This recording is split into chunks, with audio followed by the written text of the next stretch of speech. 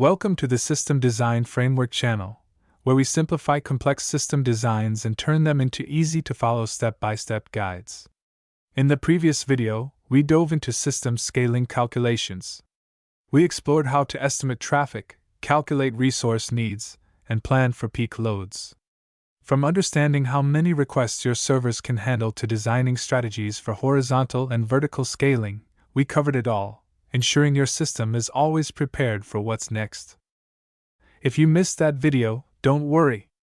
You can find links to all the videos in this playlist right in the video description below. In this video, we're going to dive into architecture selection to build a scalable social media platform. But before we even talk about architecture, let's think about what a social media platform actually needs to succeed.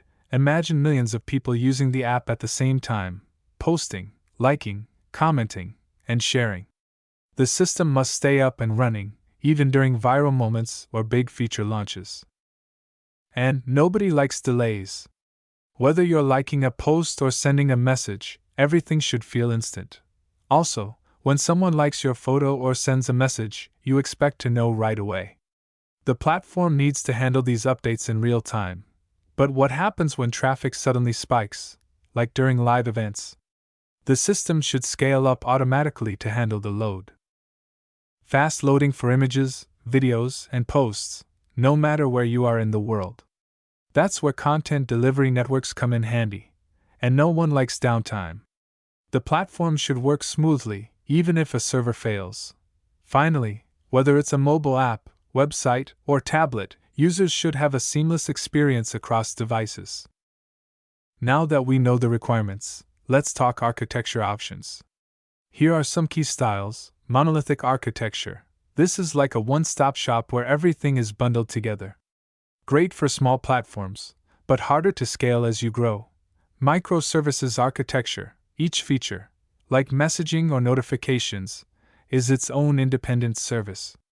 It's flexible, scalable, and a favorite for large-scale platforms. Serverless architecture. You only pay for what you use. It's perfect for handling sudden spikes in traffic, like when a post goes viral. Event-driven architecture, ideal for real-time features, like live notifications or instant messaging. Let's talk about making the right choice by break this down based on platform size. For small to medium platforms, start simple with monolithic architecture. It's quick to build and easier to manage.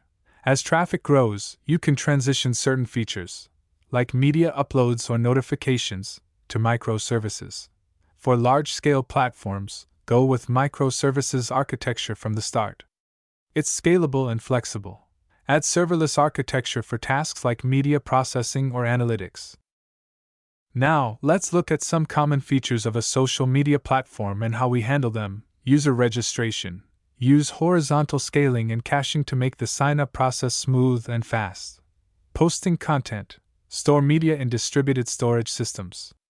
Content delivery networks ensure posts load quickly, even for global users. Likes and comments. Use event-driven systems to handle the flood of interactions in real time. Direct messaging. WebSockets and message queues help keep conversations instant and reliable. Privacy settings. Strong access controls ensure user data is safe and secure. Reporting content. Distributed systems handle back-end validation efficiently, even for high volumes of reports. So, which architecture is best? If you're just starting out, a monolithic system might be enough. It's simple and gets you to market faster. But if you're building a large platform with millions of users and real-time interactions, microservices are the way to go. For even greater flexibility, consider a hybrid approach, a mix of monolithic for simplicity and microservices for scalability.